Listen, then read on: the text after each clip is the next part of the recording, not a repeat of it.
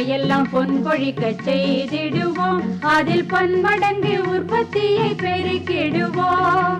பண்ணையெல்லாம் பொன் கொழிக்க செய்திடுவோம், அதில் பன்மடங்கு உற்பத்தியை பெருக்கிடுவோம். உழவர் உலகம். கண்மணி பொல்லல் மணியை வளர்த்திடவே நாடும் கருத்துரைக்கும் ஒளிபரப்பை கேட்டிடுவோம். கண்மணி பொல்லல் மணியை வளர்த்திடவே நாடும் கருத்துரைக்கும் ஒளிபரப்பை கேட்டிடுவோம். முத்தண்ணா, உங்க கடையில இருந்து ஒரு பாக்கெட் அச்சு முறுக்கு, ஒரு பாக்கெட் அதிரசம், ஒரு 10 கடலை மிட்டாய் தாங்கண்ணே. என்னம்மா கயல், இன்னைக்கு அச்சு முறுக்கு மேலையும் கடலை மிட்டாய் மேலையும் அம்புட்டு இஷ்டமா கேட்டு வாங்குறியம்மா? அண்ணா, எனக்கும் என் தங்கச்சிக்கும் சின்ன வயசுல இருந்து இந்த தின்பண்டங்க மேல ரொம்ப இஷ்டம். இப்போவும் எங்க அப்பா எனக்கு சந்தையில இருந்து இதெல்லாம் வாங்கியாந்து கொடுப்பாருன்னா பாத்துக்கங்களேன். பரவாயில்லம்மா, இந்த காலத்திலயும் பழச மறக்காம அப்படியே இருக்க. இப்பெல்லாம் துரித உணவு இல்லாம பிள்ளைங்க தூங்கவே மாட்றாங்க. நீங்க சொல்றது ரொம்ப சரிதான்ண்ணா. இந்தாம்மா, நீ கேட்ட பொருட்கள் எல்லாத்தையும் இந்த பையில போட்டு வச்சிருக்கேன், கொண்டு போமா. சரிங்கண்ணா. அட, என் சைக்கிள் எங்க? அங்க இருக்கு பாருமா. ஓ அப்படியா, சரிண்ணே. யாரு அது சைக்கிள்ல வர்றது? பார்க்க கயல் போலதான் இருக்கு. ஆமா ஆமா, கயலே தான். இந்த புள்ள கடை தெருவுக்கு தான் போயிட்டு வரோம். ஏதாவது சாப்பிட வாங்கிட்டு வருதான்னு கேப்போம். கயலே, கயலே. யார் அது நம்மள கூப்பிடுறது? ஆளையே காணும். அச்சோ, ஒருவேளை வேதாளமா இருக்குமோ? கயலே, கயலே. இது என்னடா வம்பா போச்சு? ஒத்தடி பாதை வேற, அதுல போயிட்டு இருக்கோம். கண்ணு கெட்டின தூரம் வரைக்கும் யாருமே இல்ல. கண்டிப்பா வேதாளமா தான் இருக்கும். ஒருவேளை வேதாளம் எங்கேயாவது மரத்துல இருந்து பாத்துட்டு நம்மள கூப்பிடுதோ? சரி சைக்கிளை வேகமா ஓட்டிட்டு போயிடுறேன். இது என்ன, இந்த புள்ள கூப்பிட கூப்பிட வேகமா சைக்கிள் ஓட்டிட்டு போகுது? ஐயோ அம்மா. அச்சச்சோ, கயலு கீழே விழுந்துடுச்சே. நாம ஓடி போய் உதவி பண்ணுவோம். அம்மா, சைக்கிளை போட்டுட்டு கீழே விழுந்துட்டேனே இப்படி. அம்மா, ஐயோ, கால் வலிக்குது. கயலு பாத்து புள்ள, பொறுமையா எழுந்துரு புள்ள. அட மருதாணி, நீயா என்ன கூப்பிட்ட? ஆமா புள்ள, நான் தான் கூப்பிட்டேன். அட, இது தெரியாம வேதாளம் தான் கூப்பிடுதுன்னு வேகமா போய் கீழே வேற விழுந்துட்டேனே. இப்ப காலுக்கு எல்லாம் வலிக்குது, கை கால்லாம் சேரா வேற ஆயிடுச்சு. நீ இன்னும் வேதாளம் புத்தகத்தை படிக்கிறத விடலையா? இல்ல புள்ள. ஆமா, நீ என்ன இங்கிட்டு? நான் ஆடு மாடுகளுக்கு புல்ல அறுத்துட்டு போலான்னு வந்தேன் புள்ள. வீட்டுல சாப்பிட்டு வரல, வந்த இடத்துல ஒரே பசி. சரி, கடை தெருவுக்கு போயிட்டு வரையே, ஏதாவது வாங்கிட்டு வருவ கேட்கலான்னு நினைச்சேன். அதனாலதான் குரல் கொடுத்து கூப்பிட்டேன். அப்படியா புள்ள? நல்ல வேளை, நான் வாங்கிட்டு வந்த தின்பண்டங்க போய் வரப்பு மேலேயே விழுந்திருக்கு, சேத்துல விழல. சரி வா கயலு, அங்கிட்டு இருக்கிற பம்பு செட்டுக்கு போய் கை காலை அலம்பிட்டு வரலாம். சரி வா மருதாணி, போவோம். மருதாணி, உங்ககிட்ட ஒரு முக்கியமான விஷயம் சொல்லணும்னு நினைச்சேன், மறந்தே போயிட்டேன் கீழே விழுந்ததுல. என்ன புள்ள? நம்ம ஊரு சமுதாய கூடத்துக்கு ஒரு 8 போயிட்டு வருவோம் வா. எதுக்கு கயலு அங்கிட்டு போனோம்? அங்க இப்ப ஒரு கூட்டம் நடக்குது புள்ள. அந்த கூட்டத்துல கால்நடைகளுக்கான தீவனங்களை பத்தி சொல்றாங்களாம். அப்படியா கயலு, நல்ல விஷயத்த சொல்லியிருக்க. சரி, நீ சைக்கிள்ல உட்காரு, நான் சைக்கிளை ஓட்டிக்கிட்டு போறேன். சரி புள்ள, வா போவோம். கயலு, கூட்டத்துக்கு வந்துட்டோம் புள்ள. அந்த பலகையில யாரு என்ன தகவலை சொல்ல போறாங்கன்னு எழுதியிருக்கு. நான் படிக்கிறேன், கேளு புள்ள. தீவன தயாரிப்பில் புதிய தொழில்நுட்பங்களை பத்தி காட்டுப்பாக்கம் கால்நடை ஆராய்ச்சி நிலைய உதவி பேராசிரியர் டாக்டர் ஆ ரூபாநந்தினி அவங்க தான் தகவல்களை சொல்ல போறாங்களாம். நாம கவனமா கேட்டுப்போம்.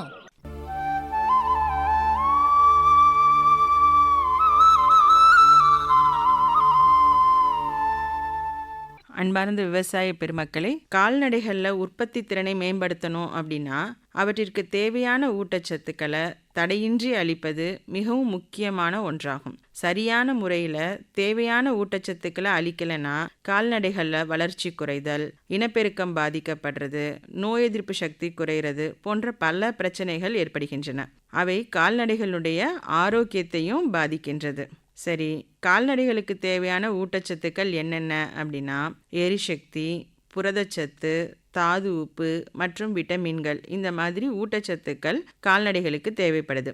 இந்த ஊட்டச்சத்துக்களை அளிக்க பல்வேறு தீவன மூலப்பொருட்களை கொண்டு அடர் தீவனம் தயாரிக்கப்பட்டு கால்நடைகளுக்கு வழங்கப்படுது. இந்த வகையான கால்நடை தீவனங்களை தயாரிப்பதற்கு தீவன ஆலை தேவைப்படுது.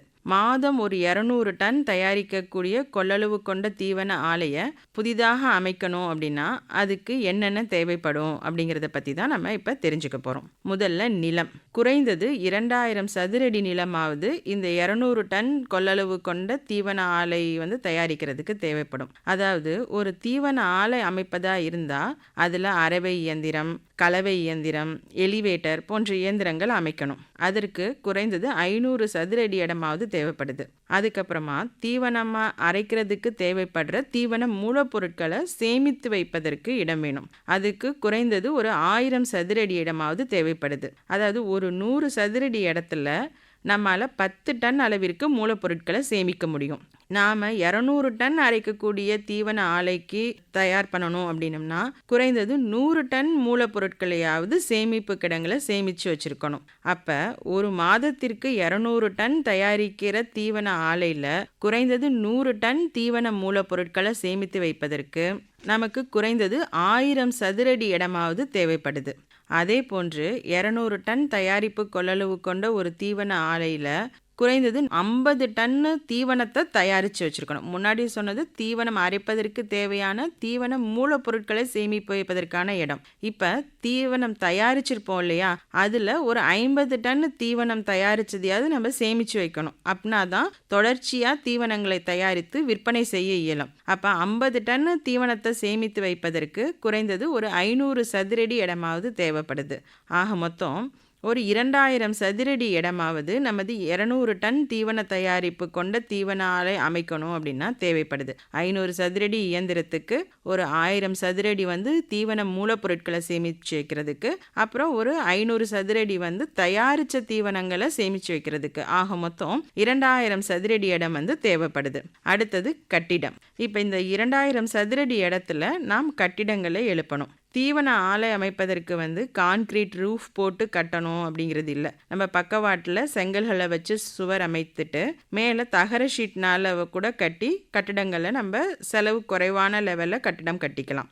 அடுத்தது தீவனம் அரைப்பதற்கு தேவையான இயந்திரங்கள். நாம் எந்த வடிவத்தில் தீவனங்களை தயாரிக்க போகிறோங்கிறத பொறுத்து தான் எந்த விதமான இயந்திரங்கள் தேவைப்படும் அப்படிங்கிறது இருக்குது. இப்போ கால்நடை தீவனங்கள் தயாரிக்கிறதுக்கு பல்வேறு வகையான புதிய தொழில்நுட்பங்கள்லாம் இருக்குது. பல்வேறு வடிவங்களையும் கால்நடை தீவனங்களை தயாரிக்கிறாங்க. அதாவது மாவு தீவனம், குச்சி தீவனம், முறுக்கு தீவனம் என்று பல்வேறு வடிவங்களில் தீவனங்களை தயாரிக்கிறாங்க. ஸோ நாம் தயாரிக்க போகிற தீவனம் எந்த வடிவத்தில் இருக்க போகுது, எவ்வளவு அளவு தயாரிக்க போகிறோம், எவ்வளோ கிலோ தயாரிக்க போகிறோங்கிறத பொறுத்து தான் எந்த வகையான தீவன ஆலையை அமைக்கலாங்கிறதையே முடிவெடுக்க முடியும். அதாவது தினமும் நான் ஒரு 5லேருந்து 10 டன் தீவனம் தயாரித்து விற்பனை செய்ய போகிறேன் அப்படின்னா நம்ம மாவு தீவனமாகவே தயாரித்து செய்யலாம். இவ்வாறு மாவு தீவனமாக தயாரித்தோம் அப்படின்னம்னா பெரிய முதலீடு தேவைப்படாது.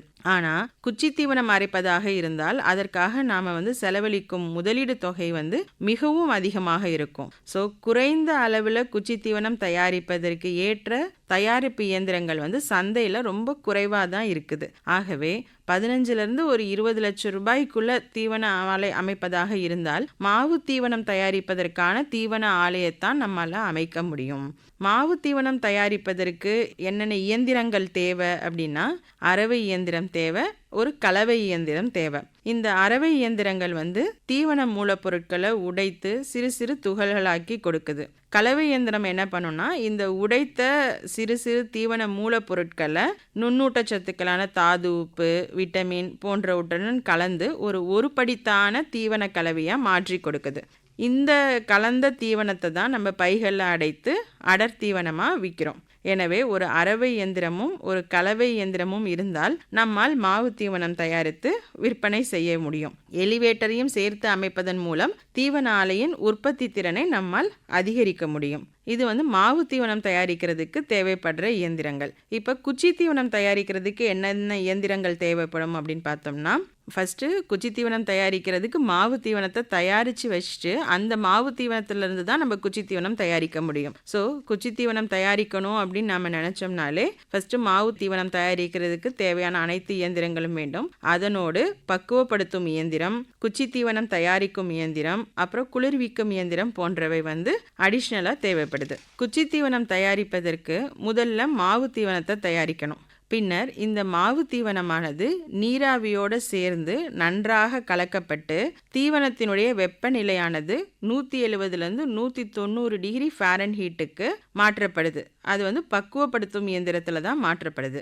இந்த பக்குவப்படுத்தப்பட்ட மாவு தீவனமானது குச்சி தீவனம் தயாரிக்கப்படுகின்ற உருளைக்குள்ள செலுத்தப்படுது. ஸோ சுமார் 4 மில்லிமீட்டர் விட்டம் கொண்ட உருளையானது கோழிகளுக்கான குச்சி தீவனம் தயாரிக்கிறதுக்கும் 6 மில்லி லிட்டர் விட்டம் கொண்ட உருளையானது மாட்டு தீவனம் தயாரிப்பதற்கும் பயன்படுத்தப்படுகின்றது.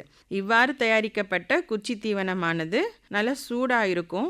அதனால் குளிர்விப்பான் இயந்திரத்திற்குள் அனுப்பப்பட்டு தீவனத்தில் இருக்கிற வெப்பமானது வெளியேற்றப்பட்டு பைகளில் அடைப்பதற்கு ஏதுவானதாக மாற்றப்படுகின்றது. இவ்வாறு தயாரித்த தீவனங்களை, அது மாவு தீவனமாக இருந்தாலும் சரி, குச்சி தீவனமாக இருந்தாலும் சரி, நாம் கரெக்டாக லேபிளிங் பண்ணணும். அப்புறம் கரெக்டான முறையில் சேமித்து வைக்கணும். ஸோ சரியான முறையில் லேபிளிங் செய்யணும் அப்படின்னம்னா, அதாவது ஒரு தீவன பையில் என்னென்ன விவரங்கள் இருக்கணும் அப்படின்னம்னா, தீவனத்தோட பெயர் என்ன, எந்த விதமான கால்நடைகளுக்கு அதை அளிக்கலாம், எவ்வாறு அதனை சேமிக்க வேண்டும், இது போன்ற தகவல்களை அந்த பைகளில் நம்ம கொடுத்துருக்கணும். சேமிப்பு கிடங்கில் வைக்கும் பொழுது தீவனங்களை ஒரு மரப்பலகை போட்டு அதன் மீது தான் சேமித்து வைக்க வேண்டும். அப்புறம் சுவரிலிருந்து ஒரு 1.5 அடி தூரம் தள்ளி தான் இந்த மரப்பலகைகளை அமைக்க வேண்டும். இல்லைன்னா சுவற்றில் இருக்க ஈரம் தீவனங்களை தாக்கி அதில் பூஞ்சை காளான் பாதிப்பு ஏற்பட அதிக வாய்ப்பு இருக்கு. எனவே நாம் தீவனங்களை கால்நடைகளுக்கு அளிக்கும் போது ஈர கையினால் தீவனத்தை எடுத்து நம்ம தீவனம் கொடுக்கக்கூடாது. கால்நடைகளுக்கு அதாவது ஒரு கைப்பிடியுள்ள ஒரு குவளை போன்ற பொருட்களை பயன்படுத்தி தான் தீவனங்களை எடுத்து நம்ம கால்நடைகளுக்கு அளிக்க வேண்டும். நம்ம தமிழ்நாடு கால்நடை மருத்துவ அறிவியல் பல்கலைக்கழகத்தின் கீழ் இயங்கும் மைய தீவன தொழில்நுட்ப பிரிவு கால்நடைகளுக்கு தேவையான ஏறத்தாழ 40 வகையான கால்நடை மற்றும் கோழி தீவனங்கள் மற்றும் தாதுப்பு கலவையை தயார் செய்து விற்பனை செய்கிறார்கள். இங்கு தயாரிக்கப்படும் கால்நடை தீவனமானது கால்நடை மருத்துவ அறிவியல் பல்கலைக்கழகத்தின் பல்வேறு பண்ணைகளுக்கும் தமிழ்நாடு கால்நடை பராமரிப்புத் துறையின் கீழ் செயல்படும் மாவட்ட கால்நடை பண்ணைகளுக்கும் மற்றும் தனியார் ஆராய்ச்சி நிறுவனங்கள் போன்றவைகளுக்கும் கால்நடை பண்ணையாளர்களுக்கும் விற்கப்படுகிறது. இந்த தீவனம் மைய தீவன தொழில்நுட்ப பிரிவில் காலை 10 மணியிலிருந்து பிற்பகல் 2 மணி வரை விற்கப்படுகின்றது. இதுவரைக்கும் பார்த்தீங்கன்னா நம்ம தீவன ஆலை அமைப்பதற்கு என்னென்ன இயந்திரங்கள் வேணும் அப்படின்னு பார்த்தோம். இப்போ அந்த தீவன ஆலைகளில் தீவனம் தயாரிப்பதற்கு என்னென்ன மூலப்பொருட்கள் தேவைப்படும் அப்படின்னு சொல்லி பார்த்தோம்னா, அதுக்கு தேவைப்படுகின்ற மூலப்பொருட்கள் ஃபஸ்ட்டு நம்ம எரிசக்தி மிக்க மூலப்பொருட்களை பயன்படுத்தணும். அதாவது தானியங்கள் கீழே நம்ம மக்காச்சோளம், அரிசி, கோதுமை, சிறுதானியங்கள் இது மாதிரி தானியங்களை நம்ம பயன்படுத்தலாம். அதுக்கடுத்து புரதச்சத்து மிக்க மூலப்பொருட்களை பயன்படுத்தணும். அதாவது புண்ணாக்கு வகைகள், அதில் சோயா புண்ணாக்கு, அதுக்கப்புறமா கடலை புண்ணாக்கு, இந்த மாதிரி தீவன மூலப்பொருட்களை பயன்படுத்தி நம்ம தீவனம் தயாரிக்கணும். நார்ச்சத்து கொடுக்கறதுக்காக அரிசி தவிடு நம்ம பயன்படுத்தலாம். இப்பெல்லாம் நிறைய விவசாய பெருமக்கள் அரிசி தவிடுக்கு பதிலாக நம்ம பருப்பு பொட்டு பயன்படுத்திடுறாங்க. ஸோ இந்த பருப்பு பொட்டுல என்ன இருக்கு அப்படின்னு சொல்லி பார்த்தீங்கன்னா, மேலே இருக்கிற தோல் மட்டும்தான் நிறைய வருது, அதில் நார்ச்சத்து மட்டும்தான் இருக்கும், புரதச்சத்து குறைவாக தான் இருக்கும். எனவே விவசாய பெருமக்கள் இந்த பருப்பு பொட்டை பயன்படுத்தும் போது அதில் கொஞ்சம் புரதமும் அதாவது பருப்பும் கொஞ்சம் கலந்து இருக்கா அப்படிங்கிறத பார்த்துட்டு பயன்படுத்தலாம். வெறும் பொட்டு மட்டும் இருந்துச்சு அப்படின்னம்னா அதை பயன்படுத்தி நம்ம தீவனம் தயாரிச்சோம்னா அதில் ஒன்லி நார்ச்சத்து மட்டும்தான் வரும், அதில் புரதச்சத்து இருக்காது. விலையும் அதிகமாக கொடுக்குற மாதிரி இருக்கும். ஏன்னா தவிடினுடைய விலை குறைவாகவும் இந்த பருப்பு பொட்டினுடைய விலை அதிகமாகவும் இருக்கும்போது நீங்கள் வெறும் நார்ச்சத்து மட்டும் இருக்கிற பருப்பு பொட்டை தீவனம் தயாரிப்பதுக்கு பயன்படுத்தணும் அப்படின்னம்னா அதனால ஏற்படுற செலவு அதிகமாக இருக்கும். எனவே அதை கருத்தில் கொண்டு நம்ம விவசாய பெருமக்கள் விலை குறைவான மூலப்பொருட்களை பயன்படுத்துறதுக்கு முயற்சி பண்ணலாம். ஸோ இந்த கால்நடை தீவனம் தயாரிக்கும் போது எரிசக்தி மிக்க மூலப்பொருட்களான தானியங்கள், புண்ணாக்கு வகைகள், நார்ச்சத்து கொண்ட மூலப்பொருட்கள், இதனோடு தாது உப்பு கலவை அதையும் சேர்த்து ஒரு படித்தான கலவையாக மாற்றி அதை தான் கால்நடை தீவனமாக விற்பனை செய்கிறாங்க. ஸோ இந்த கால்நடை தீவனங்கள் தயாரிக்கிறதுக்கான தீவன மூலப்பொருட்களை அரைக்கிறதுக்கு தான் நம்ம அரவை இயந்திரமும் கலவை இயந்திரத்தையும் பார்த்தோம். இந்த மாதிரி தயாரித்த ஒரு கால்நடை தீவனத்தை நாம் கால்நடை ஊட்டச்சத்து நிபுணர்கள் சொல்கிற மாதிரி ஒரு கறவை மாட்டிற்கு தினமும் 2 கிலோ அளவுக்கு கொடுத்து பயன்பெறலாம்.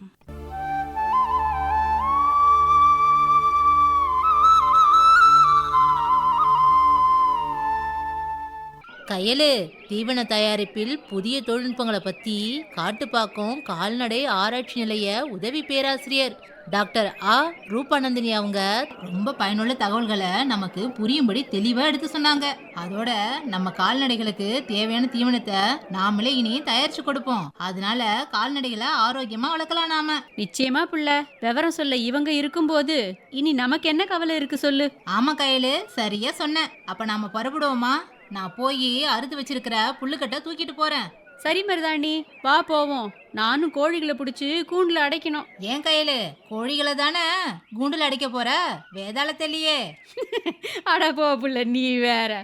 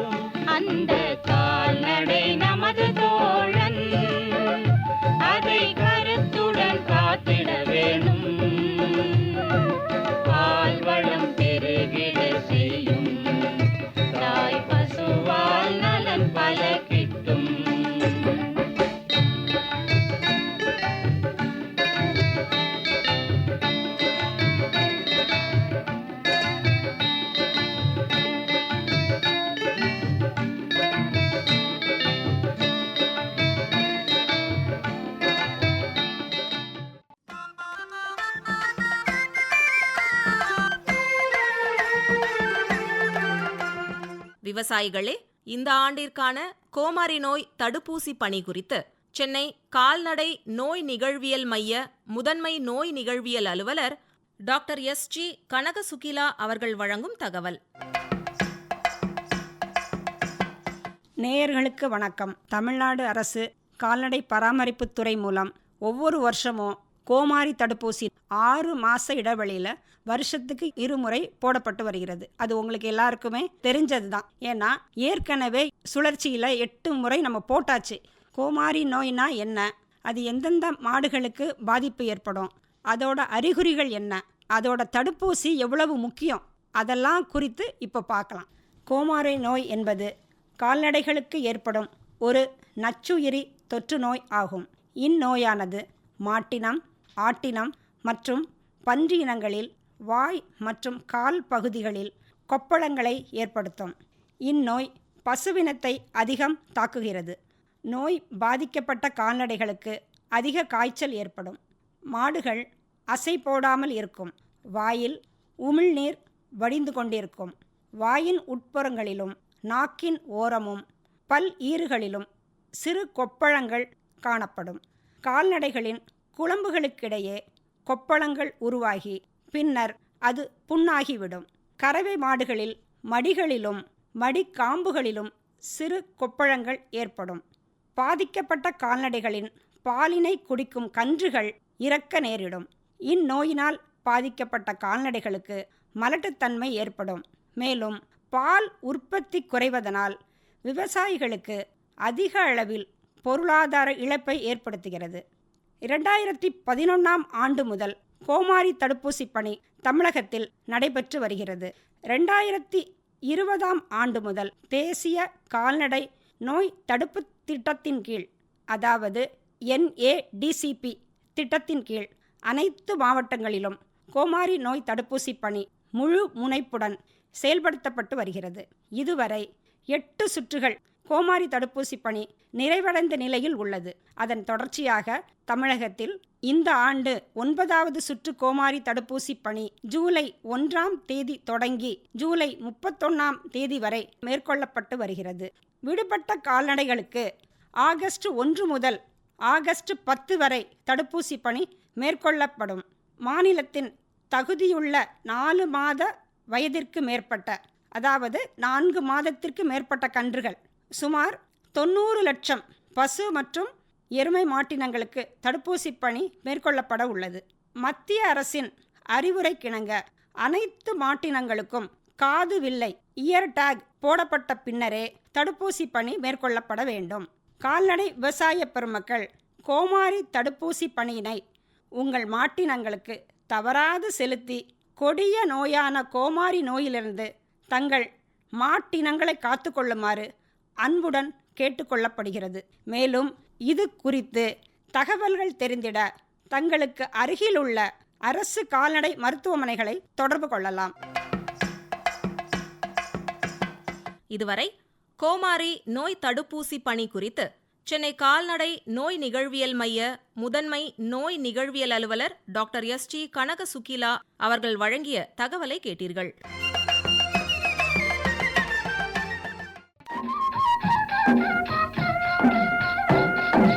அடுத்து வருவது வேளாண் செய்திகள்.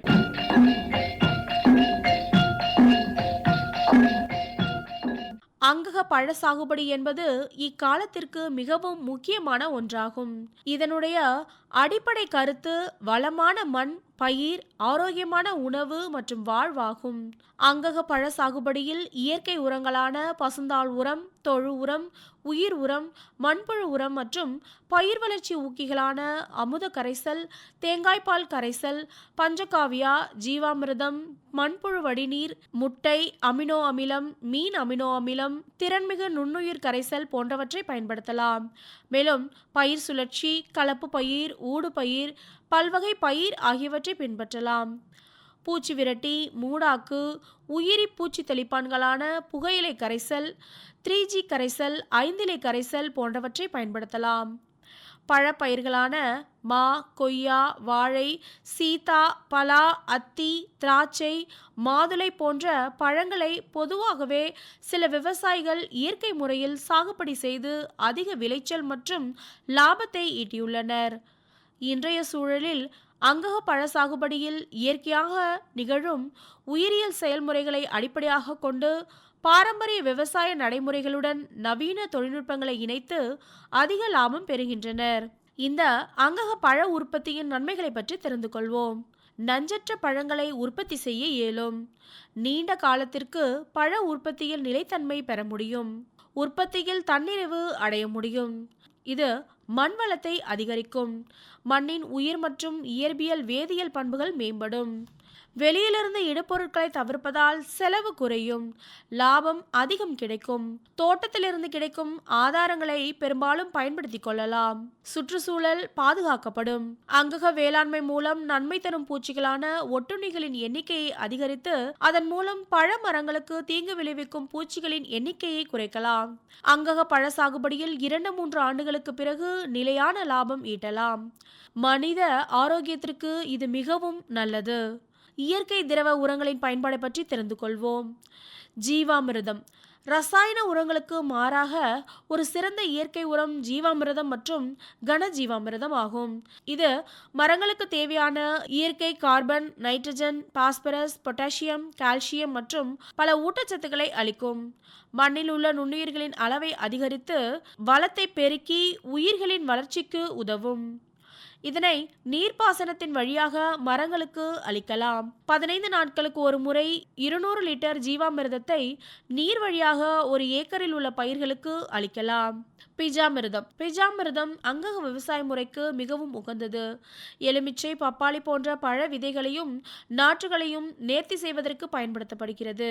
இளம் வேர்களை பூஞ்சை நோயிலிருந்து பாதுகாக்கும். விதைகளை நடுவதற்கு முன்பாக இந்த பிஜாமிர்தத்தில் கலந்து நன்கு உலர்த்தி நடவு செய்தால் நன்கு முளைக்கும். 15 நாட்களுக்கு ஒரு முறை 3% இலை வழியாக அளிக்க வேண்டும். அடுத்ததாக பஞ்சகாவியாவில் நைட்ரஜன், பாஸ்பரஸ், பொட்டாசியம் போன்ற சத்துக்களும் நுண்ணூட்ட சத்துக்களும் வளர்ச்சி ஹார்மோன்களான இண்டோல் அசிட்டிக் அமிலம், ஜிப்ரலிக் அமிலமும் உள்ளன. பஞ்சகாவியா பழ மரங்களின் வளர்ச்சிக்கும் மண்ணின் வளத்தை மேம்படுத்துவதற்கும் அதிக அளவில் பயன்படுத்தப்படுகிறது. அங்கக தொழில்நுட்பங்களை பற்றி தெரிந்து கொள்வோம். வாழைப்பழத்தை எளிதில் பழுக்க வைக்க வேப்ப இலைகளை பழுக்க வைக்கும் பாத்திரத்தில் வைத்து மூடி வைத்தால் பழுத்துவிடும். இலைப்புள்ளி நோய்களை கட்டுப்படுத்த நீர்த்த புகையிலை இலைச்சாறு தெளிக்க வேண்டும். வாழை கட்டைகளை அல்லது கன்றுகளை 1 லிட்டர் வேப்ப எண்ணெயை 1 லிட்டர் தண்ணீரில் கலந்து அதில் சிறிது நேரம் ஊற வைத்து நடவு செய்தால் வேர் மற்றும் கிழங்கு அழுகலை தடுக்கலாம். வாழையில் நல்ல விளைச்சலுக்கு நிலக்கடலை புண்ணாக்கு பயன்படுத்தலாம். வாழைப்பழத்தை சேமித்து வைக்கும் போது பழ அழுகலை கட்டுப்படுத்த வாழை சீப்பின் தண்டு பகுதியை 10% துளசி இலை சாறு அல்லது 1% வேப்பெண்ணெய் கரைசலில் நனைத்து சேமிக்க வேண்டும். வாழையில் காற்றினால் ஏற்படும் சேதத்தை தடுக்க அகத்தி மரங்களை வாழை வயல்களை சுற்றி தடுப்பு பயிராக அமைக்கலாம். அடுத்ததாக தத்துப்பூச்சியினை கட்டுப்படுத்த வேப்ப எண்ணெய் பயன்படுத்தலாம். தேனீக்களை ஈர்த்து மகரந்த சேர்க்கையை ஏற்படுத்தவும் பழ உற்பத்தியை அதிகரிக்கவும் மாமரங்களுக்கு இடையில் சூரியகாந்தியை பயிரிடலாம். மாங்கனியை எளிதில் பழுக்க வைக்க ஆவாரம் செடியின் கிளைகளை தரையில் பரப்பி அதில் மாங்காயை வைத்து பின்பு அதற்கு மேல் மறுபடியும் ஆவாரம் செடியின் கிளைகளை வைக்கலாம். அடுத்ததாக திராட்சை. கடலை புண்ணாக்கை தண்ணீரில் ஊற வைத்து அதனை தண்ணீரில் கலந்து ஒரு குழிக்கு 1 வாளி ஊற்றினால் பழங்களின் தரம் மற்றும் விளைச்சல் நன்றாக இருக்கும். கொய்யாவில் எருக்கு இலை 2 கிலோ, வேப்பம் புண்ணாக்கு 3 கிலோ, இவ்விரண்டையும் 20 லிட்டர் தண்ணீரில் நன்கு ஊற வைத்து அந்த கரைசலை 200 லிட்டர் தண்ணீரில் கலந்து 1 ஏக்கருக்கு தெளித்து வந்தால் கொய்யாவில் சாறு உறிஞ்சும் பூச்சிகளை கட்டுப்படுத்தலாம். பூ உதிர்வதை தடுக்க 1 மாதத்திற்கு 1 கூடை பன்றி எருவை இடலாம். நூற்புழு தாக்குதலை கட்டுப்படுத்த வேப்பம் இலைகளை பொடி செய்து ஒரு மரத்திற்கு 500 கிராம் என்ற அளவில் இட வேண்டும். அடுத்ததாக கொடை ஆரஞ்சு. கற்றாழை செடிகளை சிறு துண்டுகளாக வெட்டி பூ பூக்கும் போது மரத்தை சுற்றி 2 அடி சுற்றளவிற்கு பரப்பினால் பூஞ்சை நோயை கட்டுப்படுத்தலாம். ஆரஞ்சு விதைகளை சாம்பலில் கலந்து நடவு செய்து எறும்பு தாக்குதலை தவிர்க்கலாம். உணவு உத்தரவாதத்தை உறுதி செய்யவும் நஞ்சில்லா உணவு உற்பத்திக்கும் நோயில்லா மனித சமுதாயத்தை அமைத்திடவும் எதிர்கால சந்ததியினருக்கு வளமான மண்ணையும் சூழலையும் ஏற்படுத்துவதற்கும் அங்கக பழ சாகுபடி காலத்தின் கட்டாயமாகும்.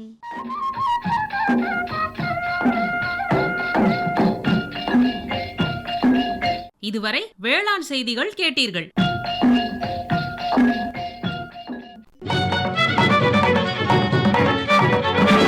உண்ணும் பொருள் அத்தனையும் விளைத்திடுவோம், நித்தம் உழைப்பால் நில மகளை வணங்கிடுவோம். அமைப்பில் உதவி பி. சண்முகப்பிரியா.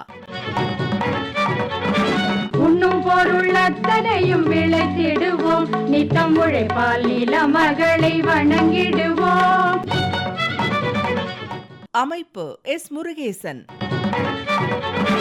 பொட்டலையும் பூம்பொழிலாய் திருத்திடுவோம், அதற்கு புத்தம் புது முறைகளையும் புகுத்திடுவோம்.